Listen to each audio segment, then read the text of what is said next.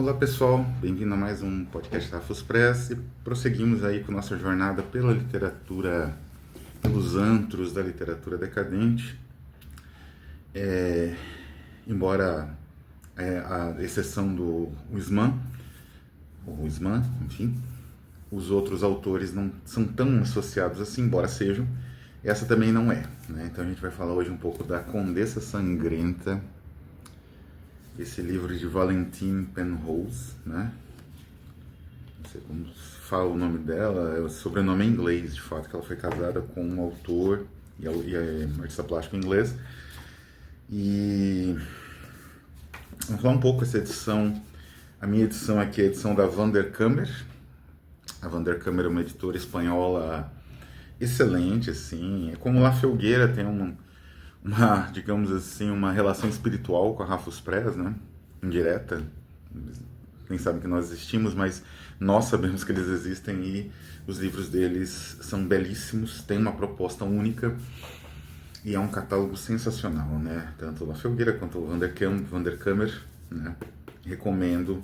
Se tropeçarem com alguma edição dessas, é bem difícil, elas são bem raras em algum sebo no Brasil ou no exterior. Bom, esse livro, né, o Condessa Sangrenta, a questão, por assim dizer, decadente dele suscitaria algumas dúvidas, né? Porque afinal a artista e o livro foram escritos nos anos 50, acho. O livro é dos anos 50, 62. E a autora tem uma relação grande com o surrealismo, né? Ela escreveu alguns livros surrealistas mais famosos, ela era muito admirada pelo Paul Éluard, não é? Embora ela fosse uma autora um pouco bissexta, ela não publicasse muito, a bibliografia dela é reduzida, são 10 livros, 12 livros, né? Saiu a obra completa dela em 2000 e pouco, ela morreu em 78, acho. E a obra completa dela saiu em 2012, uma coisa assim. E não são muitos volumes, é um volume só, né? E assim, ela é uma autora também mais discreta. A exceção deste livro aqui, que foi um sucesso gigantesco de venda, enfim, tudo nele implica em venda, de tradução, né? Inclusive, há uma edição traduzida da Hercolano. Eu vou deixar o link. E chegou o gato protestando, né, com essa história de vampiro é bobagem. Então é isso que ele está tentando falar, né? Mas essa é uma edição brasileira. Essa edição eu tinha adquirido muito tempo atrás, ano passado, mas saiu recentemente uma edição brasileira, inclusive vou deixar o link. E inclusive me parece que o Oscar Nestares fez um encontro com a tradutora. Não sei se está gravado. Se tiver gravado, também deixo o link, né, com a tradutora Flávia Faleiros, acho, deste livro aqui pro português, né, do Brasil. Então é um livro que rapidamente fez sucesso, vendeu muito, né, e tudo mais. E é um livro instigante em muitos níveis, né?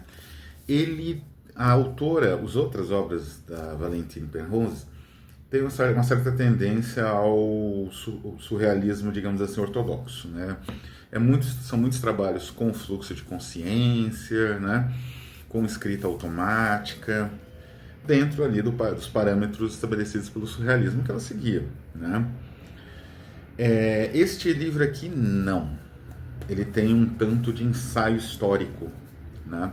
Ele não se pretende um livro científico ou historiográfico, para a gente ser mais preciso, né? Ele não trata uma historiografia da falar esse nome é quase impossível, né? Erzsébet Batory.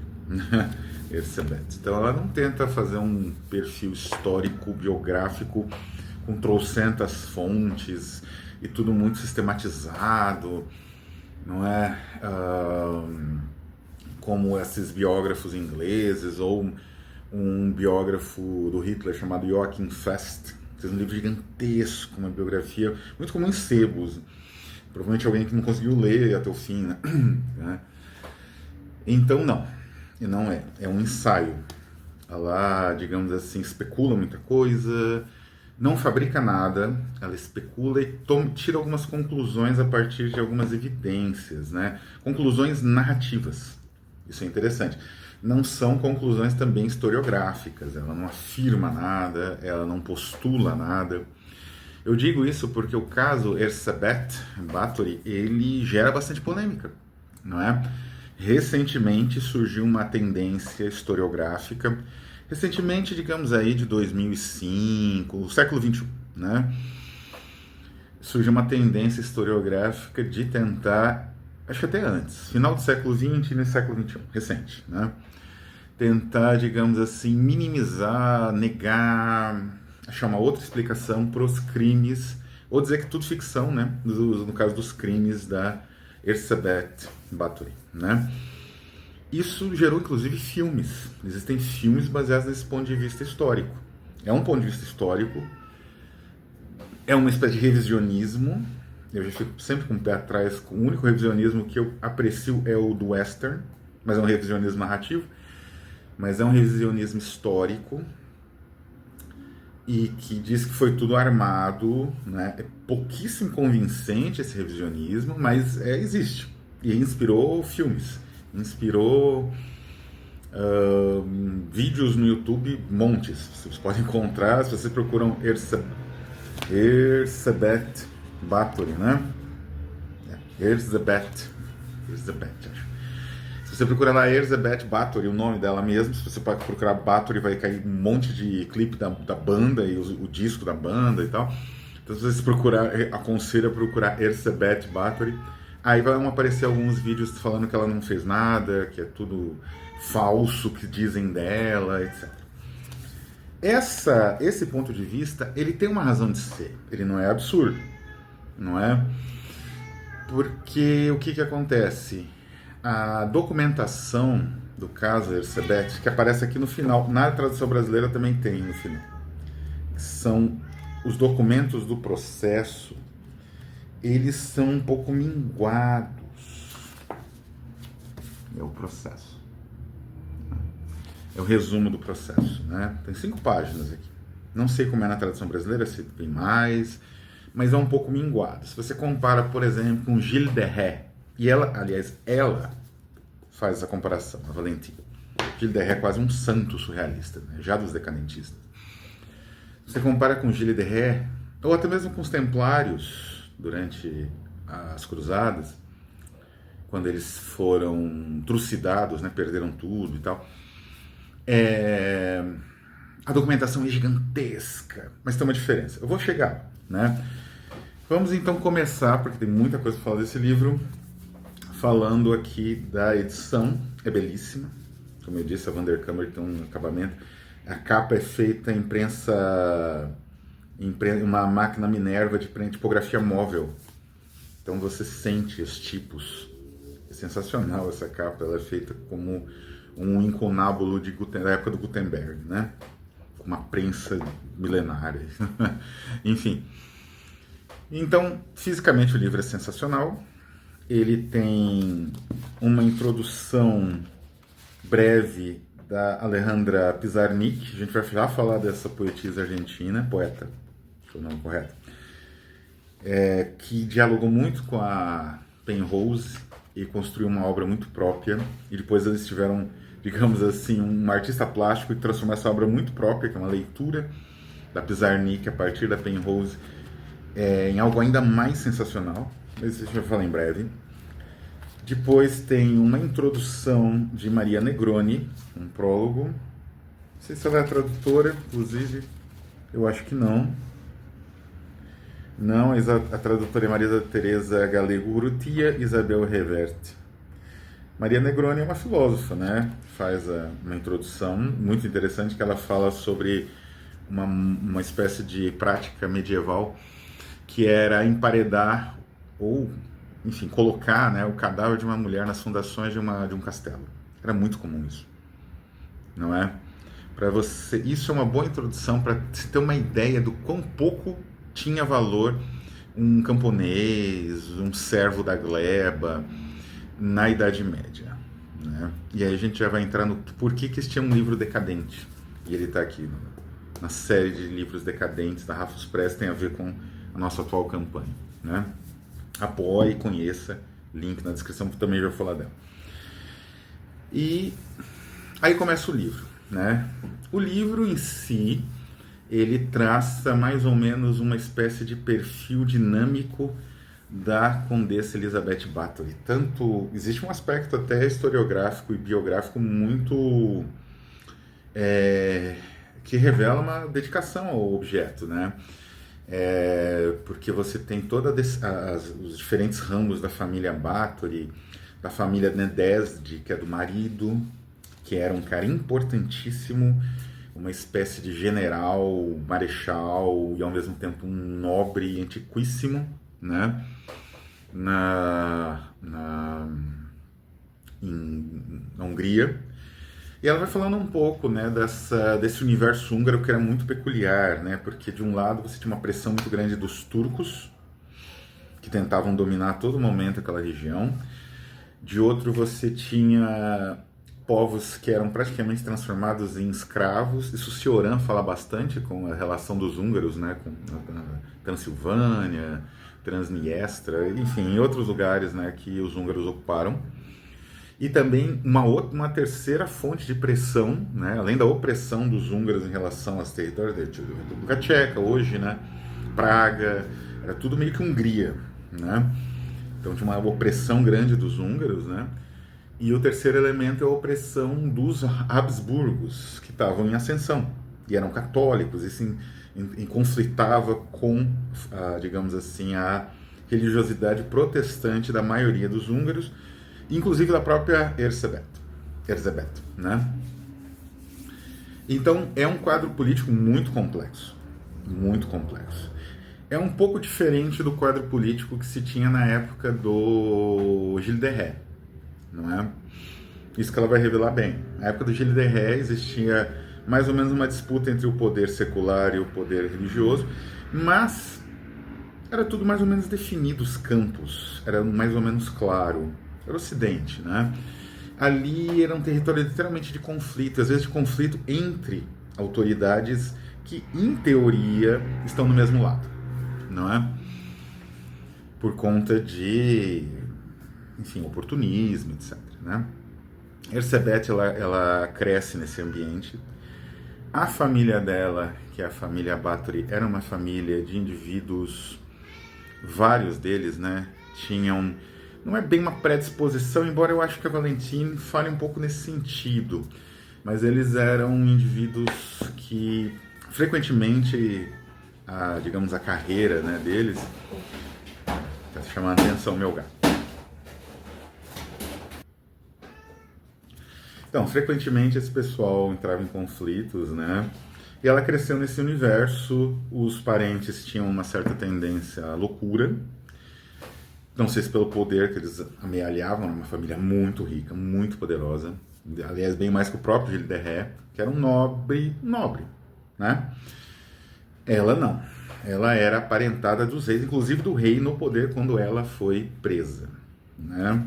Os crimes, os supostos crimes, como dizem, descobertos. Enfim, ela cresceu nesse universo, se casou muito cedo, teve 3 filhos, se não me engano, 2 filhas e um filho, com esse nobre Nadazde, que era um sujeito importantíssimo. E uma coisa que é interessante, que a Valentine sempre destaca, é que esse universo medieval ele era atravessado de perversões, né? Ele não era um universo, digamos assim, estável. Não era mesmo, né? Falei das disputas políticas. Mas não era só na esfera política. Psicologicamente, havia uma certa instabilidade e um certo sadismo meio que latente. Por quê? E isso é falado aqui e falado inclusive no próprio processo. A Erzsébet, ela sempre foi muito cruel e muito brutal. Quando ela era ainda casada, bem mais jovem, porque ela casou com 16 anos, 15, né? 16. Então, por uma boa parte da vida dela, até os 20 e poucos, até o nascimento, sei lá, do segundo filho, provavelmente, ela estava meio que sob domínio da sogra, umas coisas assim, né? Então, ela não podia fazer tudo o que ela queria. E é interessante que o que, que acontece? É, quando ela finalmente tem uma certa independência, ela começa a maltratar e torturar as criadas. E ela tinha um batalhão de criadas, costureiras, enfim, um monte. E essas criadas, se elas fizessem qualquer coisa que ela considerasse errado, sofriam torturas terríveis, né? É interessante que até a viuvez dela, que aconteceu só com 40 anos, assim, ela morreu com 50 e quase 60, né? Então, dos 40 aos 60 são 20 anos. Ela torturava essas moças do mesmo jeito, segundo os testemunhos, inclusive reproduzidos aqui. Ela piorou muito depois da morte do marido, mas ela sempre torturou essas moças por qualquer desculpa, pegou uma pera, uma delas foi morta por causa disso, errou o vestido, não é? E ela às vezes fazia isso, segundo os próprios testemunhas e réus, né, do processo, na frente do marido. Acontece que, como eu disse, a vida de um servo da gleba, de um camponês, tinha um valor pífio.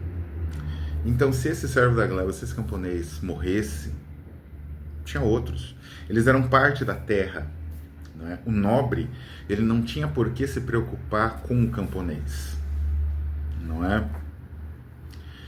Digamos assim que isso mudou por uma conjuntura de fatores, não exatamente por algum tipo de princípio humanístico, né? As coisas nunca funcionam assim em termos históricos, mas mudou por uma série de alterações da concepção de trabalho, da concepção de cidade, de cidadão, né? Porque, por exemplo, o castelo Kizeshit, né, que é o castelo dela, onde ela morreu, digamos assim, e onde as atrocidades mais terríveis foram cometidas, assim, em maior quantidade, porque era o castelo dela, que ela ficava mais tempo, era como se fosse uma casa dela, uma propriedade. Tinha uma cidade ali, e grande até. Não era uma cidade pequena, não, era uma cidade de uma dimensão mediana, razoável, com uma área rural, uma área urbana, né? Os criados homens também que trabalhavam no castelo, né? E o que acontece? Essa cidade era propriedade dela também. Então essas moças dessa cidade foram as primeiras a serem trucidadas pela fúria da Elisabeth. Então é interessante isso. Digamos assim, a tragédia e o crime, no caso da Elisabeth Bathory, ele surge num contexto de classe social, num contexto de mudança de classe, né? Estava começando a surgir o burguês, o vilão, né? O indivíduo que mora na vila e não é o servo da gleba do senhor feudal. E essas mudanças começaram digamos assim, a marcar um novo mundo. Não um mundo que as pessoas tivessem direitos iguais, que isso é ilusório, mas um mundo em que houvesse uma pressão popular maior. Não é? O povo queria saber o que aconteceu, se matou, se não matou. Isso começa a ser premente. E isso aparece aqui também. É uma crise no governo. Já vou chegar nessa parte final que é muito interessante. Então isso ela vai tecendo isso. Descrevendo assim pode parecer um romance meio protocolar ou exclusivamente relacionado a questões histórico-burocráticas, né? Aquilo que a gente vê nos livros de história.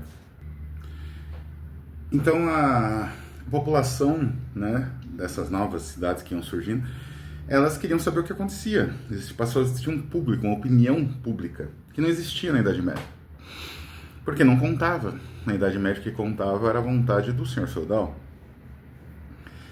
Então isso gera dois efeitos muito importantes que vão marcar, inclusive, o próprio livro. Isso é interessante, né? Porque, assim, o livro, ele é feito, a estrutura dele é uma estrutura de aproximação e afastamento. Aproximação e afastamento. Ela se aproxima das atrocidades da Elisabeth. Então, ela descreve a Virgem, a Dama de Ferro, né? A Iron Maiden, que ela tinha no quarto. E tinha mesmo, está no museu hoje.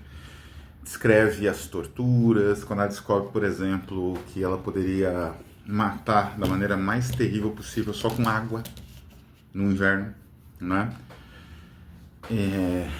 Então ela se aproxima, então para enterrar aquele monte de moças mortas, né?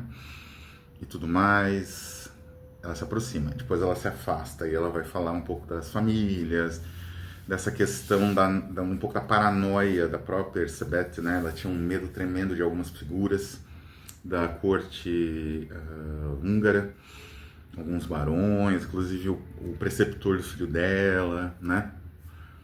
Tentou envenenar várias vezes essas pessoas e jogar uns feitiços e tal, né?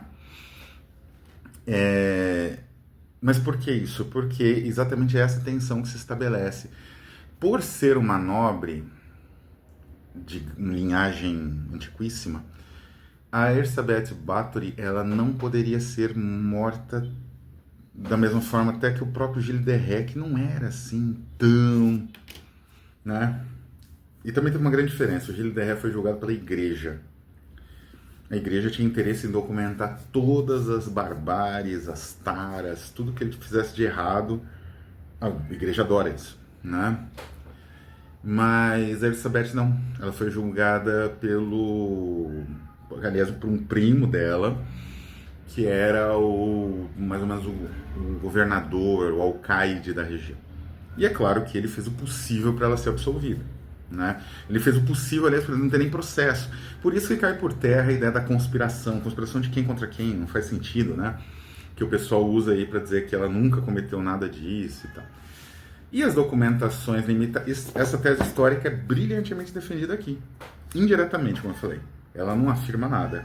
Ela reproduz uma dinâmica que estava acontecendo a partir de cartas, de um monte de documentos que ela concentrou, disponíveis na Hungria, na República Tcheca, tem alguns até na própria Romênia, né? Ela só precisou disso, quer dizer, só. Muitos anos de pesquisa isso, né? Então, ela brilhantemente apresenta isso, através só de cartas, assim, do rei, do secretário desse alcaide, né? E assim, de certa forma, a justiça da época era uma justiça. Ela podia ser, digamos, cruel, e era, mas ela julgava, muitas vezes ela julgava coisas imaginárias, mas ela julgava. Então essas coisas mesmo imaginárias, tipo heresia, tinha que ter alguma comprovação, não é? Então, ou seja, tentaram abafar o caso o máximo que pôde. Não, ela não foi morta, Erzsébet, ela sofreu uma punição que aparentemente pode até ser pior, né? Mas não era. Morte era pior, óbvio. Que era ser emparedada viva no castelo. No castelo, não era num quarto, né? Era no castelo inteiro, ela ficar andando, só que ela não tinha. Ela ficou emparedada, né? As janelas não existiam mais, a não ser as clarabóias, as janelas mais altas, né? E tinha só uma entradinha de comida e água, né? Mas ela enviava cartas, ela enviou um Novo Testamento uns 2, 3 dias, um mês antes de morrer, acho. Então, ela até tinha uma vida ativa.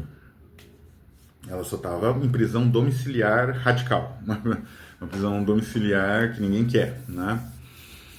Então, ou seja, ela teve um destino muito mais tranquilo que o Gilles de Rais. Mas por quê? Porque os criados foram torturados e mortos, ou seja, a opinião pública se mais ou menos satisfez, não é? As criadas que eu sempre menciono aqui no livro, né? Dorcó, Jo e Lona, que eram as criadas que pegavam as garotas e executavam, porque ela torturava. Às vezes ela perdia o controle e matava com as próprias mãos, assim, né? A Erzsébet. Trucidava, né, a garota. Mas, em geral, as garotas eram executadas pelas criadas. Era um procedimento quase idêntico ao que acontecia com o Gilles de Rais.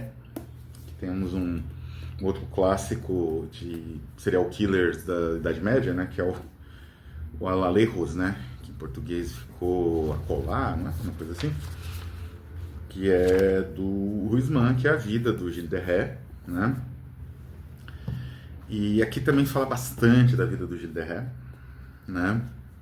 Até tem um capítulo quase que inteiro sobre ele. É interessante porque eu acho que ela quis fazer esse levantamento para poder comparar como foi diferente o desdobramento final, né? Então, de fato, os revisionistas têm um ponto, porque não tem muita documentação. Mas por que não tem? Porque não era do interesse. Ela era uma nobre, importantíssima, de família antiquíssima. Então, o melhor a fazer era abafar o caso, o máximo possível. Não é? Assim, até o rei foi desafiado, né? Quer dizer, o Alcaide, que tinha bastante poder também, ele chegou a desafiar o rei, né? Que era um Habsburgo, o rei Matias, falando que não, estava bom, estava ótimo, a população aplacou a vontade de justiça e pronto, né? E por fim, aqui a gente precisa mencionar a relação com este livro aqui, de Alejandra Pizarnik, que é o Condessa Sangrenta. Essa edição aqui que eu recomendo muito, que é com os desenhos sensacionais de Santiago Caruso, um artista argentino também, como a própria Alejandra, né? Essa aqui é uma edição que saiu pela Tordesilhas, né?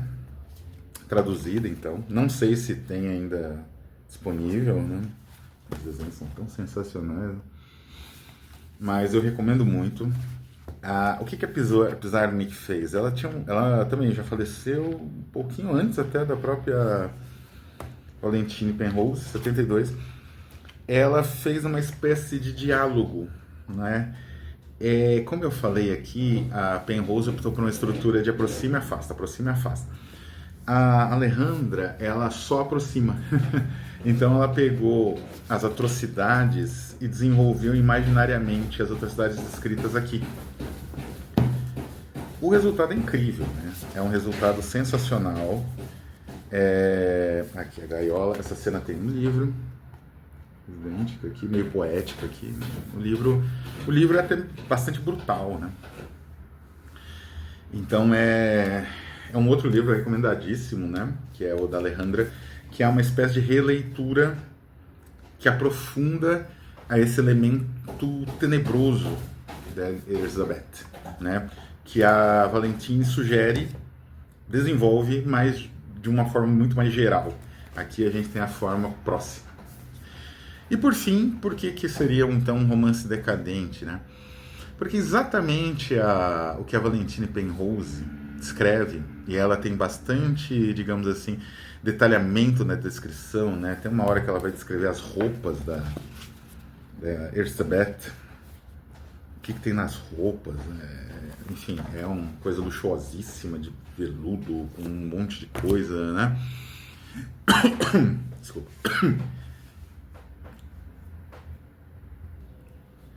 Então, essa descrição, ela é nitidamente decadente. E por que tem esse tom? Porque simplesmente a Elizabeth, Bathory, né, Condessa Bathory, ela estava no limiar entre dois mundos. O mundo medieval e o mundo contemporâneo. Então, nesse limiar entre dois mundos, é o limiar da decadência. É um limiar que as coisas, elas deixam de ser aquilo que eram, aquilo que ela estava acostumada, e se tornam uma outra coisa que ela não consegue nem entender direito o que é. É exatamente isso que aconteceu com ela. Ela nunca aceitou a condenação, ou, enfim, a prisão, né? Então é isso, pessoal. Estou ficando por aqui. Leiam a edição brasileira, vou deixar o link, vale a pena. É uma grande obra, genial. Vou ver se existe ainda, procurem também esse. E apoiem a nossa nova campanha, Abismos Crepusculares, com 3 autores nacionais fascinantes. Conheçam, apoiem, né? É uma iniciativa única. É difícil, né, você ver autores nacionais com uma iniciativa assim, bilíngue e tal. Então, apoiem, conheçam e apoiem, vale a pena. Um abraço e até a próxima.